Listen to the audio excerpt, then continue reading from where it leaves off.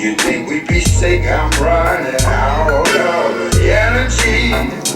See, we use. What up, world? It's Legrand, hip hop artist and climate activist, host of the Keep That Same Green Energy podcast, coming to you live from El Yunque Rainforest in Puerto Rico. As we always do, we allow our guests to introduce themselves. My guest is no stranger.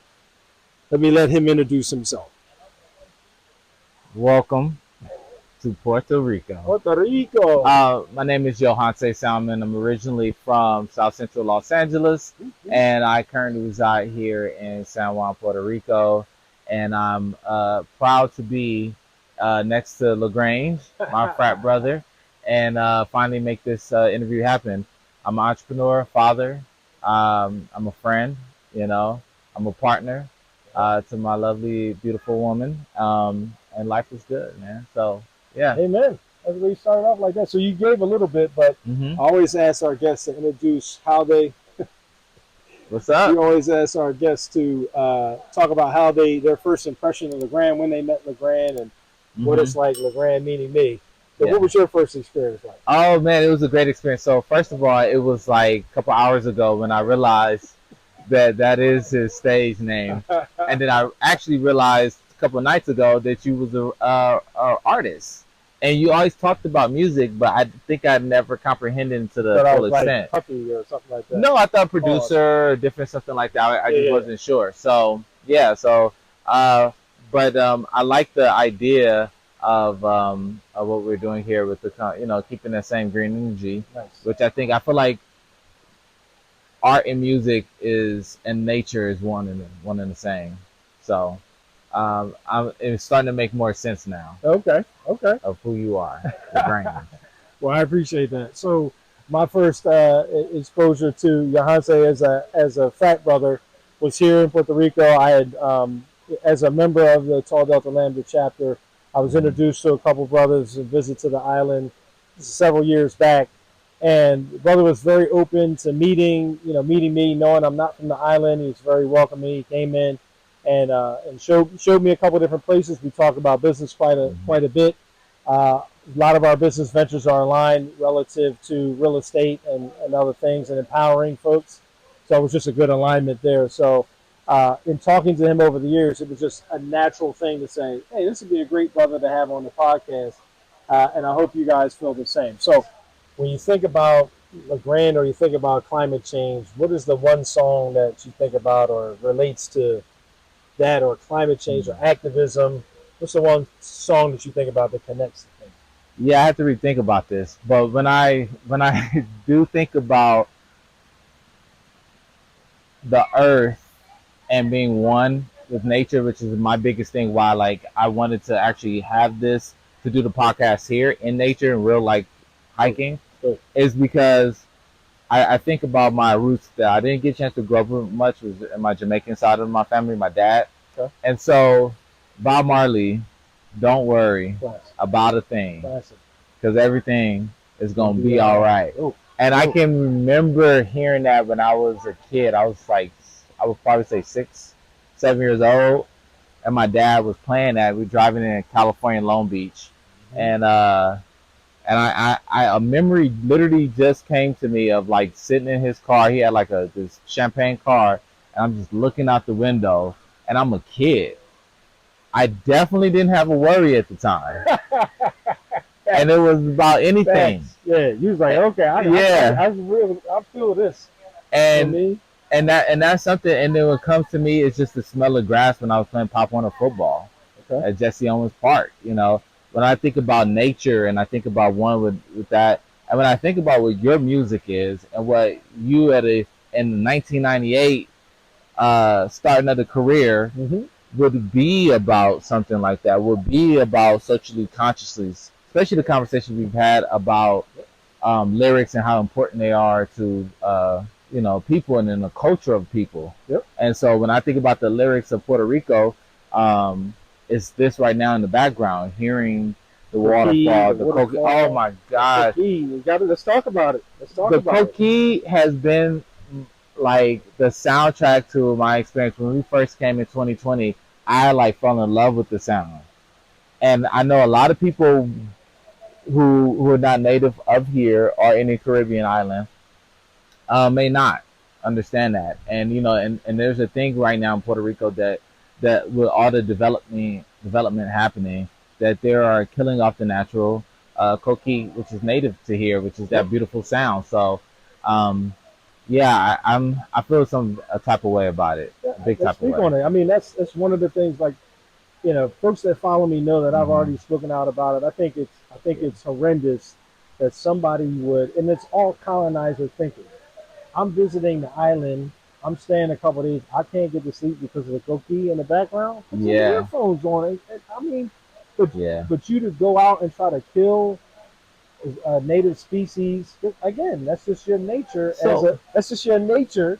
You know what I mean? Just to come in and destroy stuff that don't belong to you if it doesn't fit your narrative. Don't get me started. I'm gonna stay yeah. away from the political stuff. I'm gonna just keep that same green Well, we're energy. not But talking political. We're no, talking.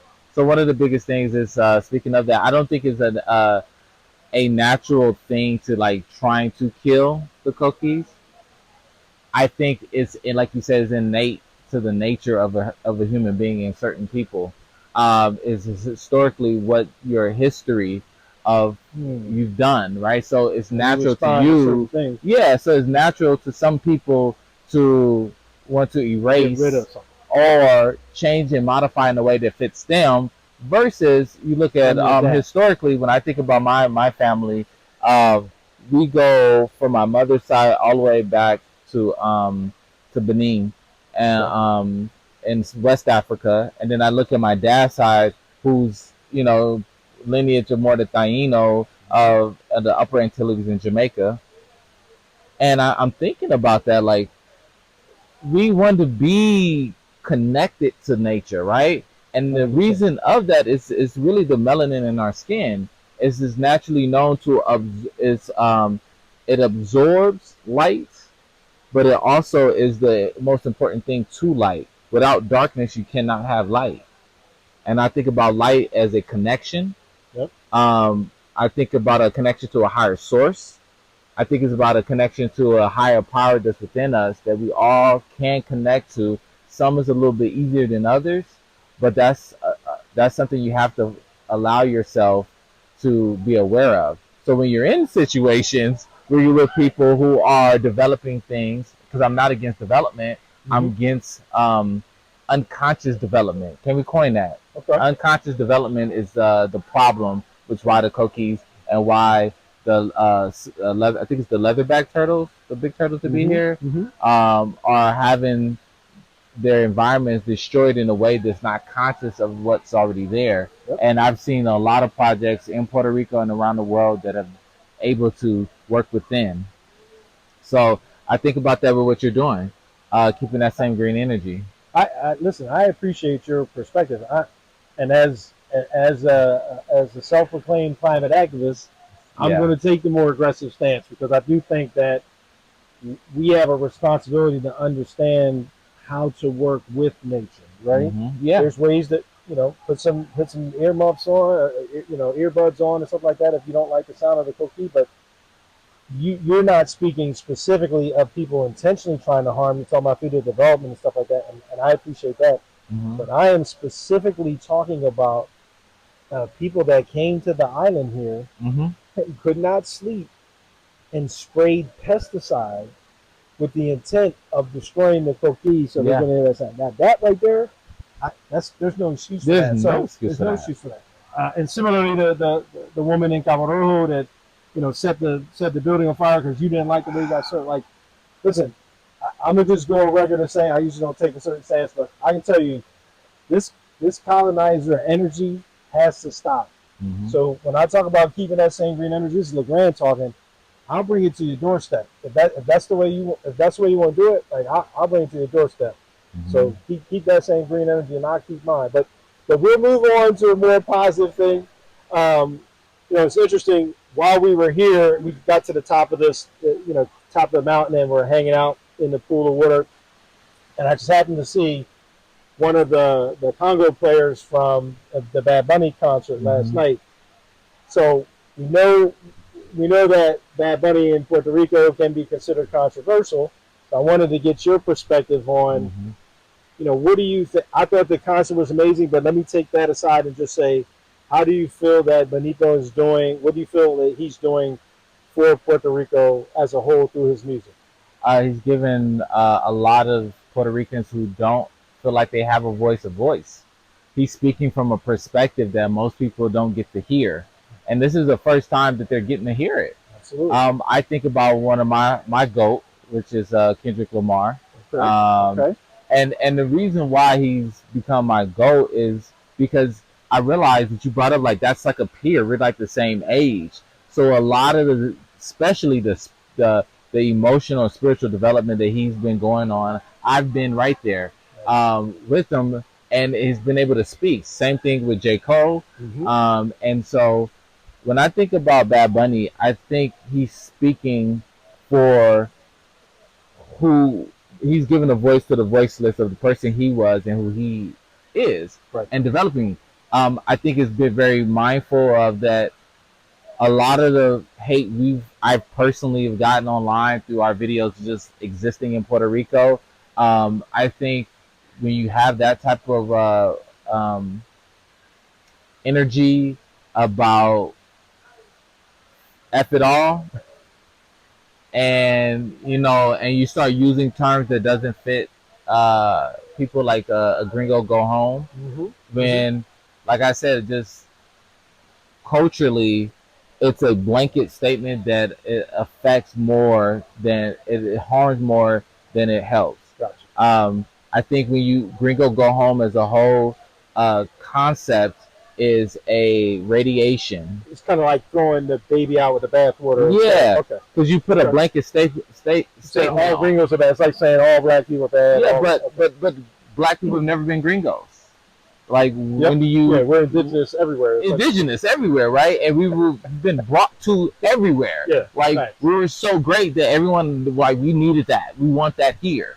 So to even lump certain people into that, it's just like it's radiation. It destroys everything. It's like, yes, the beauty of out of radiation that you can potentially recover, right? But a lot of that good has been destroyed and tainted, and now you've done so much harm that it makes it even more difficult to do it. And from my studies of what Bad Bunny and some of the stuff he's talked about is that he understands we are in the need of a radical time. Okay. And so I think that's what he's done. But I think he has a lot of followers and people who are not on the right side of history. Okay. Hey, that's a great point. I don't necessarily agree 100%. I think that, and I'm taking the 50,000 foot view, is somebody who has the money, like probably has Taylor Swift money, made a conscious decision to do a residence concert here, predominantly for folks from Puerto Rico, but also Puerto Ricans abroad to come back to Puerto Rico and bring some, stimulate the economy. Now, does that money go directly to the residents? I don't know. Yeah. But as an artist to another artist, an artist using their platform to do something better, I respect what he's doing as an artist, trying to do more than just make money. Yes, he's making money, but he is certainly making a bold statement and calling out some things that people typically would turn a blind eye to. So from that alone, and obviously I'm a little biased because this concert was amazing last night. Was it? I would definitely recommend because I went to the outside. Get a chance to see it. But you mentioned Kendrick, and so a lot of people don't know that that's a peer of yours because you grew up in the same circles as somebody that you know. How do you think being a peer of Kendrick impacts your life on a daily basis? That's a great question. That wasn't in the homework. I get it. Not in the homework.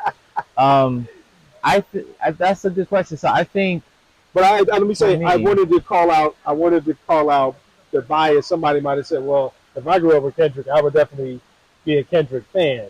I wanted to be able to kind of separate. You know what I'm saying? I'm glad you said that. Actually, you know what I mean? The hardest part, like that was like I had to recently say why I'm saying he's my GOAT is because of the flaws. Okay. Like seeing somebody off screen and on screen not be like flawless. Okay. And see the flaws. It actually has given me the grace to know that I'm not perfect. Also, and I don't have to be, because he's able to, like, some stuff that I wish I could say to people. He said it in his music. Yeah, he's being vulnerable and allowing himself to be vulnerable through his music. Yeah. Okay. Like when he like, one of the lines that people like talk about, like when he went in the battle in Euphoria, which is my favorite diss track out of the battle, was, he said, you know, I do ayahuasca, right?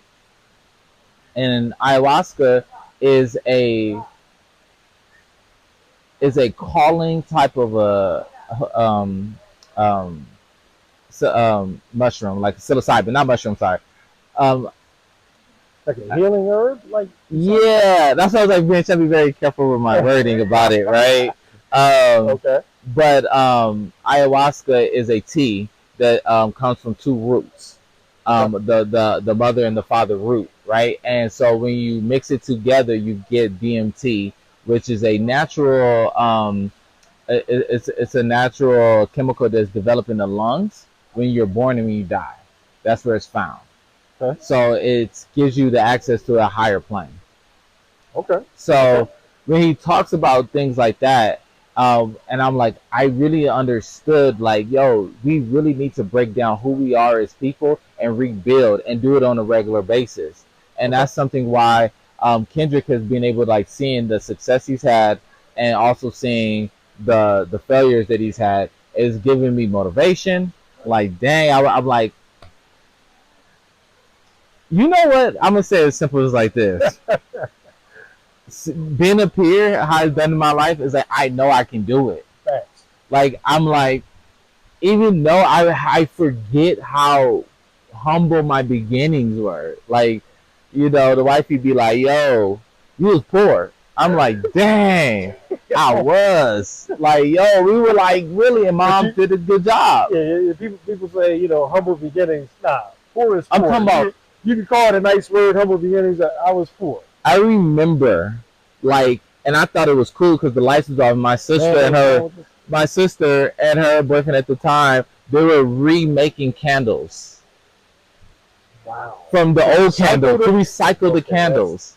And we had a water hose coming from the neighbor house with electric cord so we can have power. And you know the reason why? Why? Because the landlord, the slumlord, the people before him, they who he had evicted, whatever, ran up the bill so high that the electric company wouldn't turn it back on until the bill was paid. But he wanted his family to move in, which was finding out that he wanted to get his family in there, so he wouldn't pay it because he wanted us to actually end up leaving because he had family to come in town that was living with him. So that was we come find out later. My mom was like, no, one, I don't have that. It was the bill probably then was like thousands of dollars, right? So, and I think about that, right? And my mom worked 3 jobs to be able to get enough money to be able so we can move, right? Because now moving is a lot. So I think about keeping that same green energy like that. Like, some people think because you're a landlord, you own homes, which I do here in Puerto Rico, that you are this rich person that that you're the bad guy because you own property. Yeah, it's the craziest thing I've ever heard. The wildest thing. So you brought that up, and that's a good segue into, we're adding a sustainability element to season 2 of Keep That Same Green Energy. I know we talked about it a little bit, but so you're a developer, you own homes, you have Airbnbs and stuff like that. What's your opinion on the use of, solar, renewable energy, or geothermal energy for even your own units? Yeah. Like, what I want to try and do is try to encourage, not disparage, but give people the information that there are options out there for solar and geothermal. What's your thought? It's always been the plan. Okay. It's conscious building, and that's something that I've always been a big proponent of. Even my one of my newest projects that I'll be going into is starting from the beginning, right? Design phase from the beginning. I'm not a big component of like buying something that's already built, specifically on here on the island. Uh, I'm looking to take something that has been forgotten and build it to bring it back to life. That's always been kind of my thinking. Even with the home we have now, our Airbnb, La Perla Verde, which is our Airbnb. It's a multi-family home that we've repurposed. I stayed there. It's amazing. Thank you. And so that's so what we're looking to do is we've had recent issues with the water, not having water coming in, filling up the house, and we have consistent ongoing water pressure issues. Now, the owner of the home before me that I purchased it, he put a pump and like he fixed that because like I said, it's been the issue for years at this point. Yeah, private contractor actually hit one of the main water pipes that feeds the water from our main dam in San Juan. Yeah, so I guess he didn't read that survey correctly and poked the hole. Crazy. Unbelievable. So this brings us to the closing section, which I like to call spill bars or fill jars. As you know, we like to give our guests an opportunity to freestyle, spit some poetry, some bars that they've written, or whatever they like to go in, or we ask them to make a donation. Yeah. What say you? I am the most bar spitter. I came to the I'm donating, man. That's what I'm saying. No, you crazy. You sign him up. Look, no, Kendrick's boy, you had to learn something. Hey, I learned how to shut up. I learned how to speak when spoken to. No, Hey, y'all, listen. I really appreciate having our guest, Yohance Salmon of Alpha Phi Alpha Delta Lambda Chapter. And you know that. But we want to give our guests an opportunity to sign off and talk about all the wonderful things that he's doing. So Yohance, let me know what you're into. So one of the most important things is when I came here, I was coming to, make a change for my life and my family. I've been able to have 2 sons that were born at home here in Puerto Rico. Amazing. And so I also am the vice president of Tau Delta Lambda, which is Alpha Phi Alpha Fraternity Incorporated. We were the first chartered Divine Eye Spanish-speaking fraternity on the island, and I do a lot of my community service and volunteer work there. My Airbnb, which is our short-term rental, is called La Perla Verde. You can go to laperlaverdepr.com and you can see our offerings, our home that we have. Several units, right? Units? So we have a total of 7 bedrooms and 8 bedrooms, 8 beds. 3 units that we rent out individually or as a whole, and we would love to continue to host. And if I can for a minute just plug the fact that people that know me know that I typically do not sleep well when I'm outside of my home. But the bed was mad comfortable. I ain't even gonna hold you. Like obviously I had been, we had wild nights party and stuff like that. But I usually don't sleep in places that I don't really know. Yeah, I slept like a rock. That bed was very comfortable. Kudos, just a point. If that's important to you, that bed was soft. Thank you. We will look for that into the review. Say less. Really important. La Perla Verde is named after the women in my life. That's why we named it La Perla Verde. Because people get it mixed up with La Perla, but it's about the women, my grandmothers, and Jade. So, but yeah, my other business I want to plug into is Digital Evolution. We focus on small, medium-sized businesses, and what we do differently is we're an AI infrastructure company that focuses on virtual reality. We use Matterport 360 tours to showcase, and we do automations and flows for businesses, so in the hospitality and in the medical space. So check us out, Digital Evolution for SMBs.com. We're launching a new product called Recovery 360. So it's a missed call recovery system that businesses can utilize to recover money that they're missing. And Puerto Rico is the one of the places that people do not pick up their phone. They do not pick up their phone here. Y'all need me, call me. Let me find out if I got some money here. Yeah, man. We're gonna recover. Recovering the money you already got. Thanks. Anything else you want to share? Shout out to my two kids, Messiah and Yohance, the second. I appreciate you, and Jade, love you. Thank you for supporting me out here.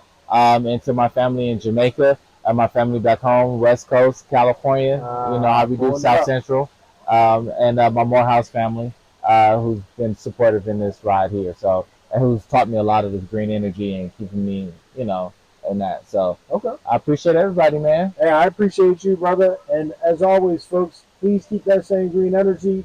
Visit keepthatsamegreenenergy.org. See season 1, see season 2. This will be part 2 of season 2. So keep it going. Keep that same green energy. From El Yunque in Puerto Rico, you're saying keep that same green energy. We out. We out. Salud. You better take it up to the top. Keep that same green energy as always. And you know that.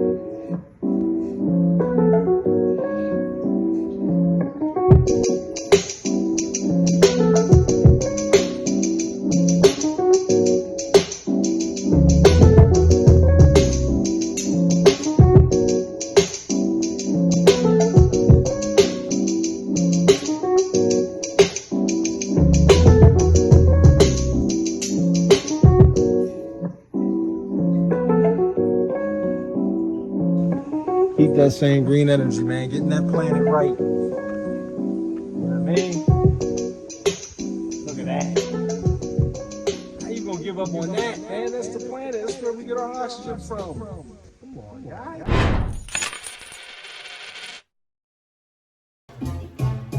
Sure.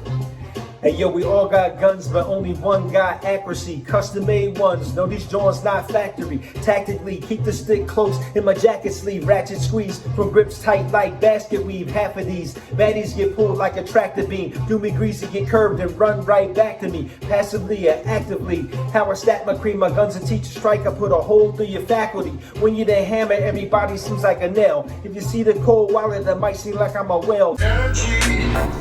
You think we'd be sick? I'm running out of energy.